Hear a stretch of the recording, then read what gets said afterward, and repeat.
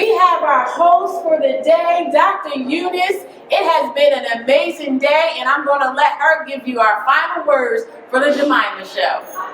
Wow, thank you. I am so filled with joy and grateful. I don't even know where to start.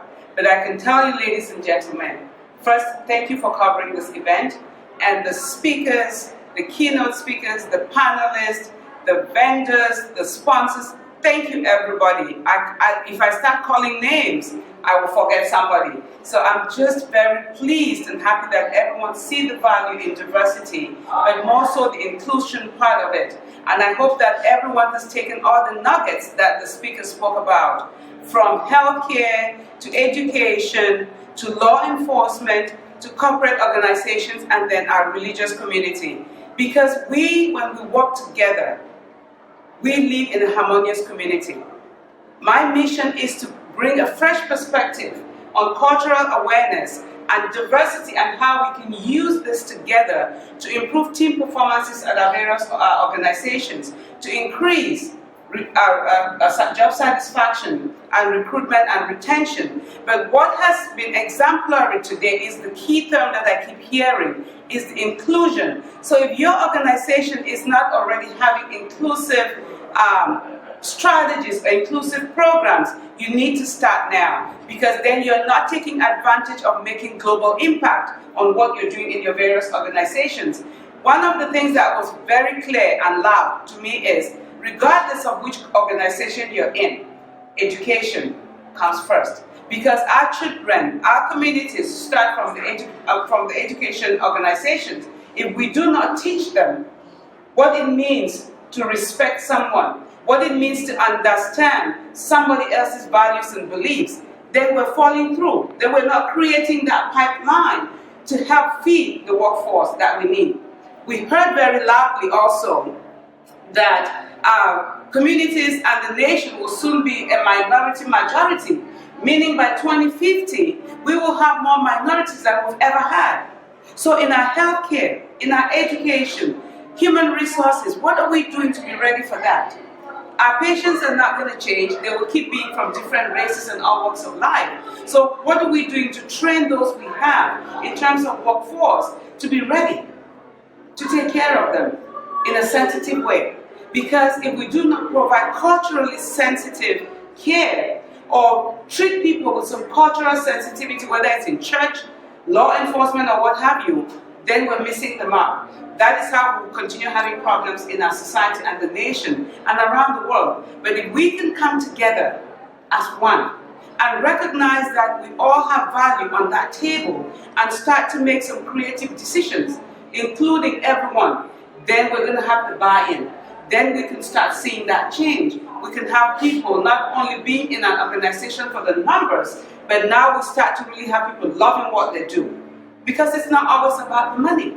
It is about what change are you bringing? What difference are you making in someone's life? In healthcare, people are with you at the most vulnerable time. So you can only help to be sensitive to their need and meet them halfway and let them know that you do care about them. Just like in the classroom, 56% or 46% research shows of students in our public schools come from minority backgrounds or underserved populations. But yet, they're being taught by 80% of people who have no resource or even understand why these students don't do well, why they lack interest in education. Have you held their hand and say, I understand where you come from? How can I do things differently to help you take better tests? How can I teach you differently to help you understand the content? Not everybody is a good test taker, and that's not the best way to evaluate a student. But when we think about culturally sensitive teaching strategies, now we're talking. Also respecting, having these students buy in. It's not about you being the teacher and the student being the student. We've got to come together. And one of the things I heard is, what are you creating in terms of programs? Big sister, small sister, what have you?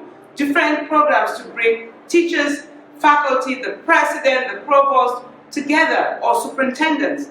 But we have to start talking in one voice and be a voice for the voiceless. And I am just so excited that we were able to pull this through. We did it in big style, I would say, for the first annual Diversity, Equity and Inclusion Conference. And I have to sleep on this before I realize. It seems like it's a dream, but when you dream big, it will happen. And this is just the beginning. Now it's the action time. And I invite each and every one, and I also like to thank the Jemima Show for being here and for continuing to do the work you guys do in the community. Because things like this need to get out in media so that people are informed. So our ultimate goal of raising awareness, I'll say we achieved it. Raising awareness about cultural diversity and inclusion, we did it. And thankfully to my team, because it takes a village to raise a child. I did not do this by myself. All right, so thank you so much. Thank you, Dr. Eunice. We greatly appreciate you. Today, it does not stop here. Today was just the start to something new. There will be many more occasions where we come together and we start to bring together everything we learned here today. So if you missed today was a very power-packed day. We got a lot of information, but it doesn't stop there. You can still be a part of the movement. I'd like to thank Dr. Eunice and her team. I'd like to thank the Jemima Show, and thank you all for tuning in. We greatly appreciate you. And thank you for the volunteers. I forgot to say that Maddie and Caitlin, call out to Osplin Academy for an awesome job that you guys did today. I will make sure your principal hears about this because you guys were phenomenal. And thank you for all your help. Awesome. Thank you. Thank you, my sweet. Good morning, and I am Shapri Bennett with the Jemima Chuck Show. And I'm here with the governor. And today we are going to get a little bit of information and find out what her expectations are of the conference on today. So if you could tell us your name and a little bit about yourself. I sure will. And she's using the real formal approach when the Lieutenant Governor, who I am, Lieutenant Governor Bethany Holong, is not in the presence of the governor. People will address me as governor, but it always kind of catches me like a surprise, but I like that. And enjoy so much working, I know, with Governor Carney, and I know he's thrilled that I'm here today, talking on the show and participating with the wonderful diversity summit that we're having here. And it really means a lot to me as a nurse and a mom when we come together as one community to really make this a stronger place. Awesome. And what are your expectations out of the conference on today? If you know Eunice and her family and the others, the many partners who are here, I think, one should come forward to build on their strengths. And we are so much better when we're kind of like sticks in a bundle or unbreakable. We often hear our Congresswoman Lisa Blunt Rochester talk about that, and I think today we can empower one another when we look at what makes us unique. I'm delivering a message today around mental health and substance use a little bit because that has been the lead focus of mine this year in behavioral health. Awesome. Thank you so much for your service, and thank you for your time that you serve the community. We appreciate you, and we appreciate your attendance on today. Thank you.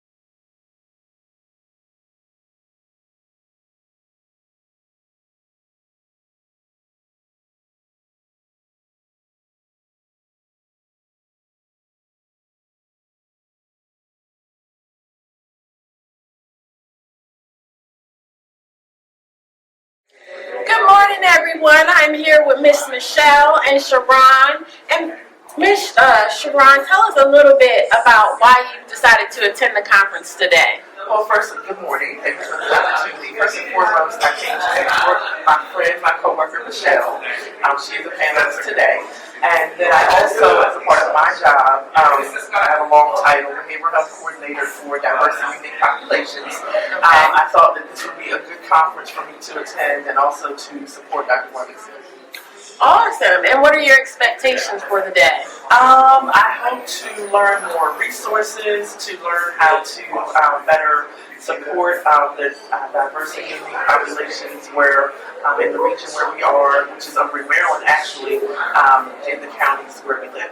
Awesome. And Miss Michelle, tell me a little bit about yourself and what you'll be speaking about on the panel. Well, my role, thank you, Eunice, talk today. It's going to be talking on the panel of religion. Why is it diversity that we have diverse beliefs in religion? But I'm also an author, I'm a speaker, and actually, Dr. I'm here to support her as well, because she's one of my co-authors in a book that we did together. And what do you hope to get out of this conference? Some more knowledge, because I'm always that person who, no matter who you are, race, creed, beliefs, I believe that we should become one. So, just spread the message, because together we can be powerful. Awesome. Thank you, ladies, and thank you for your time. I am Miss Shakri Bennett, here for Miss Jemima E. Chutz. Thank you for tuning in, and if you are not here, they are still taking registration. We're here from 9 to 5 here at Dover Downs. Please join us. Good morning. I'm Miss Shakri Bennett with the Jemima E. Chutz Show, and I'm here with one of the guests on this morning, and we want to know today, tell me a little bit about yourself. Well, my name is Edith Doe, and my background is healthcare. And I heard about this conference, diversity, and I think I can gain a whole lot because I deal with people from diverse backgrounds. So I'm here to learn and grow. Okay. And what are your expectations of the day?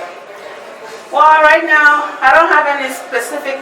Well, let me not say specific expectations. I know it has to do with diversity, so right now I'm hoping that I can meet people of diverse backgrounds and just gain more information on how to interact and deal.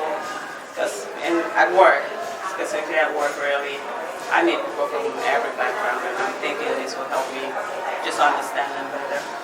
Awesome. Thank you so much. Thank you for joining us. All right, Shakri Bennett back with you from the Jemima Show. And we are here with Mr. Heath Chasnoff, and he was one of our panelists for the education. And we want to get a little insight on what he thought about the panel and tell us, a little bit of what he thinks of today. Well, thank you. I thought the panel went extremely well. You, Dr. G, brought a really nice. Good morning. I'm Andrea Watkins Cropper, part of the family of encouragers and educators at the Delaware State University. And I'd like to direct this question to the panel in general, but Reverend Moore, to you in particular. At Del State, we have an emphasis on experiential learning. And in that is service learning in particular. So how can what's one thing I can share with my students that they can do to help you in your programming, particularly around literacy?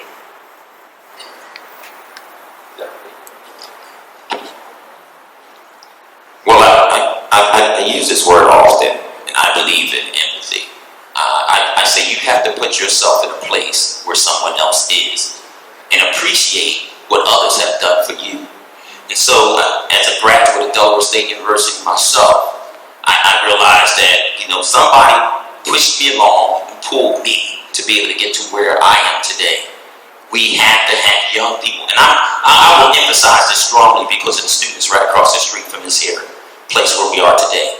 They need to have this mindset that they owe back to the community what someone has done for them. And we have to do that. So let me say this to everybody in the room. We all have this obligation when we leave here today to go back and see what we can do collectively. Whatever talent God has given you, to go back and help somebody be where you are today. Because you didn't get to where you are by yourself. somebody helped you along the way as well.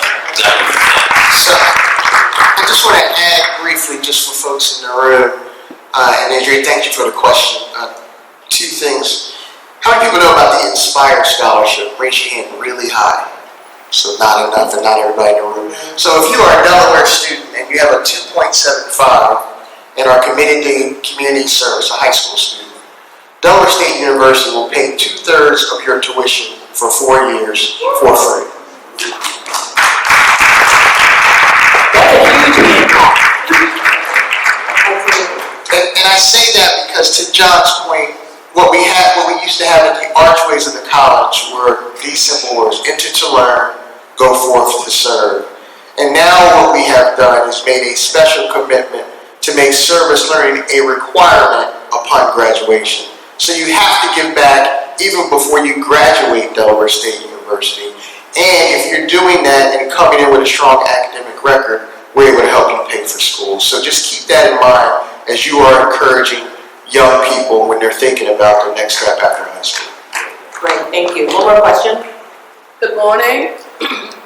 My name is Burma Finlay, originally from Liberia, West Africa. I live in Dover. I tutor 6 kids. We're talking about giving back and going to our various community. I met a 10-year-old girl that could not read. And I said to myself, as a woman, when a woman can read, it's very disgraceful. And I decided to take on this child. Today she is 12 years old. As I took her on, there were 4 little boys that joined the class. What I do on a daily basis, well, every Thursday, I take 6 kids to the library. I make them take a book. You talk about Riley Brown. One of my students is at Riley Brown. He learns Spanish. So when we look at diversity and we look at our various community in which we are all from, we need to give back. And to me, I said, coming from Liberia, and this child was from Liberia, but she didn't have the educational background that some of us had that came to the United States, and the other kids started kindergarten. So when I looked at that, I said, in order for this child to be successful tomorrow, I must place myself and be a part of the whole child that you all spoke about. So to all of us here, we need to give back to our various communities. We need to help and look for some of these students that are out there that need the help. Eunice, Dr. Gwanmesia knows that. It is very challenging for me at times to carry them back and forth. But we need to just check into our various communities, go into the schools, ask the teachers, where are these children? And we can find them. Great, thank you. Well, that's a great conclusion to our education panel. I want to thank them again, Dr. Tony Allen, Ms. Barber, Dr. Moore, and Ms. Chadwick. Good morning, everybody. We are here at Dover Downs Conference, and if you are not here and are not yet registered yet, please get here. We are here from 9 a.m. to 5 p.m. I am here, Shapri Bennett, filling in for Miss Jemima Chucks. We will see her a little later. I have Miss Surrender here, and she is one of the panelists, and she is here for the Department of Education. And my question to her is today is, what are your expectations of the conference? My expectations for the conference are that there's going to be a conversation about diversity. Everybody is so diverse, but we are getting less and less connected. And we work together in diverse workplaces. The schools are getting diverse, but we are still, there is a gap in how we connect with other groups. And I think this conference is going to open up some conversations around that, how people can deal with diversity in schools, in workplaces, and that is what is most important. I think I'm very excited. Okay, Shapri Bennett with the Jemima Show. I have here Mr. Tony Allen from Delaware State University, who is the provost there. And what I'm going to do is get a little insight from him on how he thought and what his experience was on the panel today. Hello, how are you? Good. Good. The panel was great. It was an opportunity for us to really talk about some core issues around diversity in education in particular. And I do think that opportunities for diverse populations to be together and be educated better together gives us an opportunity to make a better world. My going in proposition usually is we're really stronger if we get to know each other in substantive ways. And then if we're educated together in those same substantive ways, we really make an impact. Thank you so much. And what is it that you're doing, around education, helping the community there at DSU? Well, we're doing a ton. I mean, we see ourselves as Delaware's state university. So it gives us an opportunity to be out in the community. As I said on the panel, incoming freshmen, they have a 2.75 commitment to public service while they're at the institution. We're going to pay 2/3 of their tuition already. We also have a service learning requirement for all of our students, regardless of where they come from. So being able to connect them in their disciplines, but also in the areas that we think will help the community, is something we're committed to. Our motto has been for 128 years, enter to learn, go forward to serve. That's what we're doing. All right, and I'd like to thank Mr. Allen today for his interview with us, and congratulations on becoming the president there at Delaware State University. Thank you very much. I appreciate it. Thanks. Good afternoon, Shapri Bennett with the Jemima Show. I am here with Ms. Diane. She was one of our keynote speakers on today. I'm going to let her tell you a little bit about her keynote address. And tell us a little about your keynote address, what you think of the conference so far, and what you hope to get out of all of this. Oh, awesome. Thank you so much. My name is Diane Dinger. I am from West Africa, precisely. And the conference today, Diversity, Equity, and Inclusion Conference, is really been powerful. The panelists that we have and the other speakers prior to myself, we really also have been learning so much about diversity on the workplace, on the workforce, in religion, in society. I specifically spoke about embracing your curves. I am a plus-size woman, and I'm all about empowering women to love and embrace their body types, their curves. There's so much body shaming going on around now, and people with low self-esteem not really appreciating the body that they're in. And so my message is really simple. It's about letting women know that it's okay to be who you are and really just love your body.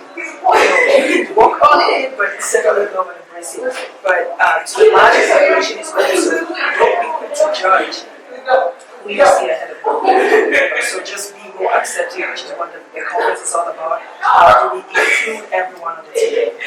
So it's been awesome seeing that. Awesome. Thank you very much for your interview, keynote, and you look beautiful. May I just say, she worked the red carpet. She looks beautiful on today. We greatly appreciate you. Thank you so much.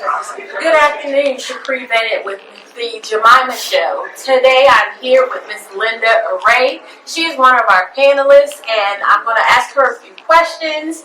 And what I want to do is just introduce yourself. Tell us a little bit about what you brought to the table, what you think of the conference, and what you hope to see come out of it.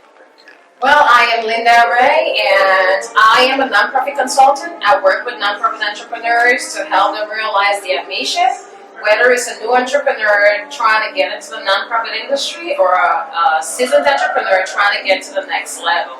So we work with funding, executing and structuring your nonprofit, running successful programs just word of you. Or if you're an entrepreneur that has an idea and you just want to get your nonprofit a 501c status and then, making it sustainable and actually realizing what kind of impact you can create in the community. Those are things that I help doing. I particularly work with women, and that comes from my background as a life coach. I'm an author, and when I'm not in heels, I tell people all the time, when I'm not in heels because I love some heels, I wear combat boots because I'm a captain of the United States Air Force. Right. So today at the Diversity, Equity, and Inclusion Conference, I spoke on the corporate panel.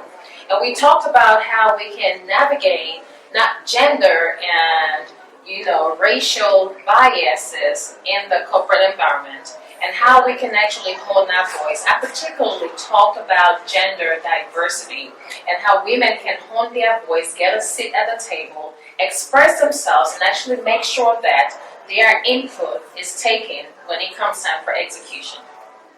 Awesome. And what do you expect to come out of this conference? Well, when people leave from here, because we're doing mostly information sharing, We have people in different sectors, the police system, the lieutenant governor was here, we have churches, we have businesses. I would like to see people not just make this another check the box. I attended a diversity and inclusion conference. I want the people present here to actually take the tools and the information presented back to the organizations and even beyond the organizations to their communities. Because at the end of the day, we should be able to coexist, we should be able to embrace and collectively take our differences to create better outcomes, whether it's at work or in our communities or in our homes. Awesome. Thank you very much. We appreciate you. That is Miss Linda Ray, everybody. And could you tell us, are you on Facebook, Instagram? Yes, I am on Facebook, just Linda Ray Global LLC. On Instagram, it's Linda_Array. And you can also check out our charities page, which is Women in Leadership, Development and Empowerment, WILD. And on Instagram, that's just WILD, WILDE_LLC.com. And I also like to say, we actually have our Women's Wellness and Business Conference that will be taking place. We're coming back to Dover Downs, March 14th of 2020. And our conference is focused on 4 platforms: mental, physical, spiritual, and financial wellness. So check it out. The conference is the Women's Wellness and Business Conference, and hope to see you there. Awesome. Thank you, thank you, thank you. And they did announce that there is a ball coming up in April 2020, and more details will follow. Thank you for tuning in. Good afternoon. This is Shapri Bennett. We're back with the Jemima Show, and I have the panelists here. From religion, I have Pastor Nancy, Miss Michelle, and they're going to tell us what they think about the conference so far. All right, so hi everyone, good afternoon. This is the first annual Diversity and Inclusion. If you weren't here, you have a chance to come to the ball, which will be in April 20th. If you want to know anything about diversity and including others, I can say that this has been the most inspiring conference for me, as well as guests here. I was on the panel just talking about religion, because we all know that God has created us as one, and we all should be getting to grow together in this type of area of foul aroma that we have in our country today. It's good to know that we all can come together, no matter what our backgrounds are. We all can come together, recognize that God is love, and that we should love one another and respect each and every one in their beliefs and their backgrounds. So I appreciate that. It was good. Awesome. Thank you, ladies. And here we have another panelist, and she was on the panel alongside of these ladies, and I'll let her tell a little bit about herself, what she brought to the panel, and then also let us know what she thinks about the conference so far. Hi, my name is Sophia Chowdhury. I'm a dentist here in Delaware, in Dover, Delaware, and I am a Muslim American. So I was on the religion panel talking about my faith and how it contributes to society here. Mostly, more importantly, how it deals with our youth living in this country, and how important it is to have these conversations and these dialogues. So I think the conference has been amazing. It's been inspiring, and it's allowed us to have talks and uplift one another, which is, I think, the sole purpose of our existence. Thank you, ladies. If you didn't get the opportunity to join us, they have a ball, as she said, coming up in April 2020. And with everything and anything, you know, John 3:16 says, "For God so loved the world that He gave His only begotten Son." So if we love is all we need. It'll get us back to where we need to go. Good afternoon, Shapri Bennett with the Jemima Show. I'm here with the healthcare panelists. And ladies, what I need you to do is just to tell us a little bit about the day and what the conference was and how you feel about the conference and how it went today. So today, this was wonderful. We were on the healthcare panel at the conference today, and it was just a day full of networking and sharing and listening about great ideas about really, health issues and different issues of diversity in our area, and I can't wait till next year to come back. Awesome, thank you. Well, I think today has been a phenomenal day. It has been very informative. We have learned so much today from each other, from the panel, from the speakers, about disparities in every aspect of our society. And also ways that we can begin to bridge this gap. So I'm really excited. I think it's really wonderful, and I really know that this will have a great impact. From tomorrow, we're starting from today, and we will move out of here, and we will begin to see the change tomorrow. So I'm excited. Awesome. All right. Hi. Well, the conference has been going great. I've been learning so much about myself as a person while I'm sitting and listening, diversity and how we can begin to bridge the gap. And I am just looking forward to next year. I hope we'll get better. I hope we'll begin to start bridging the gap. For gaps in diversity, ensuring that everybody is getting a fair share of what is going on in healthcare. I'm a total healthcare advocate, and then we just pray to go to strength to strength. And we are looking forward to the fall and next year's conference.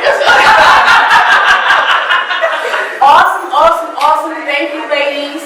It has been a pleasure. Thank you all for joining us. Good afternoon. I am Shakri Bennett with the Jemima Show. I am here with our final panelist. I'm going to allow her to introduce herself to you guys and tell who she was and what she spoke about on the panel, as well as give us an overview of how she thinks today's conference went. I am Charito Calvache Mateco. I am representing the Delaware Hispanic Commission, and it's an honor to come to this event that is the top of the line of African American culture-based conference. I have never seen one as beautiful, as concrete, as joyous as this one before, and I have been 14 years in Delaware. So my congratulations to everyone that organized this beautiful panel. We talk about immigration and the intersection with law enforcement, because it's important for everyone to know that the reason why Latinos are so reticent to cooperate with police is because when they are faced with the police in one way or the other, they can be in a retainer for deportation is being put in their name. So that means that the federals will come and pick them up from when they are, the moment they get in detention. So that's the big picture that we need to know and we'll talk about it. There is wonderful police people such as Sergeant Sanders that really portrays a wonderful community policing that we will benefit so much from. And I love that people got to see people like here. And the real hope is to move our communities to what the cultural appropriate approaches in criminal justice should be, and that is restorative justice. With restorative justice, we will protect our children to stop the pipeline to incarceration. We will help those, first of all, that have been harmed by crime or wrongdoing, and then we will support those that are ready to take responsibility, and we will do it as a community through dialogues of love and respect. How good it could be. Punishment should be something that we let go forever, because the reason why we do so many wrong things in our lives and our children do is because of trauma. So we need to be given second chances. We need to be given the opportunity to learn, and restorative justice is exactly what that is. And if a police, which there is many other communities in other states where the police are doing restorative justice, they have the support of all the community.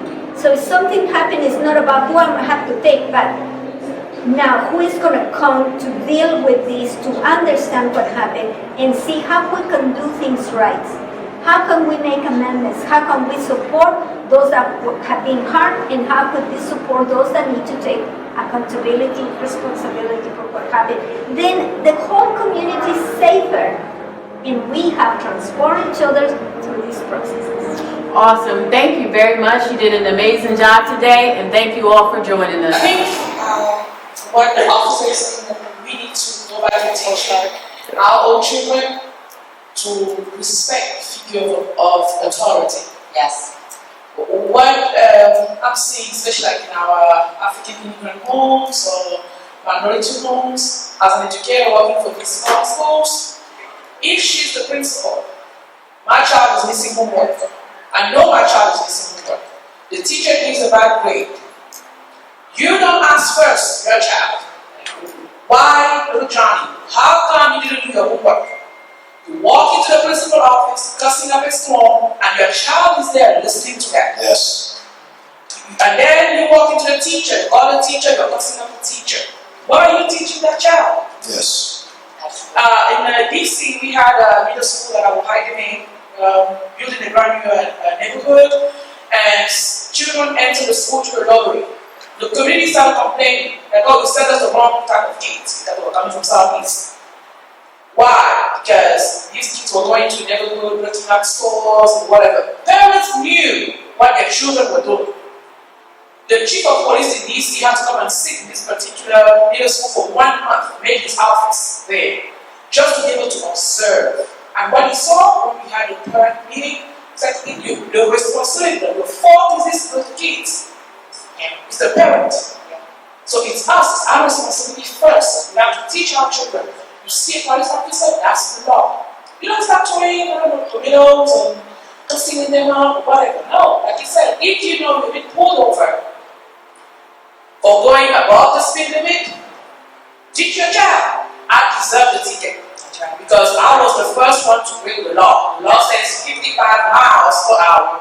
Mommy was going 90. Mommy deserved the ticket. But that's not what we do. So that's the change that needs to happen in our community. And part of the humanity spirit is having a humble spirit. Yes. Right? So, as Cheeto said, I just really love, and I love that she said this, is that we need to recolonize our minds. Yeah. Like, that's a bumper sticker right there. Right? Recolonize your mind. When you can think about that, you have an entirely different perspective on just self. And oftentimes when we're navigating through life, wherever we are, it's really about self.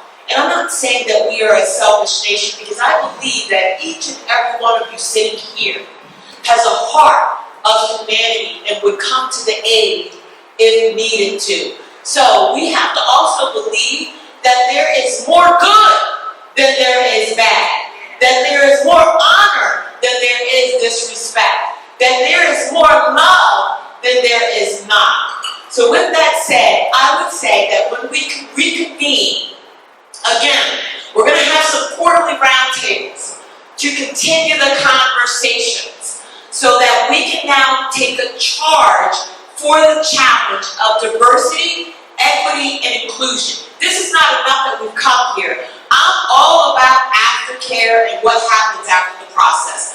It's not enough for you to ingest, digest, and go home and have this information. We have to move into implementation and action. Right? So, you heard the sergeant say, as many have said up here on the platform today, you can be a part of the problem or you can be a part of the solution. Which side are you going to stand on? Let your yay be yay and your nay be nay. Be deliberate about your walk. So I know that I can be, and I know that I will be. I want to thank each and every speaker here today, each and every panelist today, and all of our panels and all of our systems that we represent. Can I give a huge hand and a big one now? You spent a day here. Give the audience a huge hand. I want to say thank you. The DJ.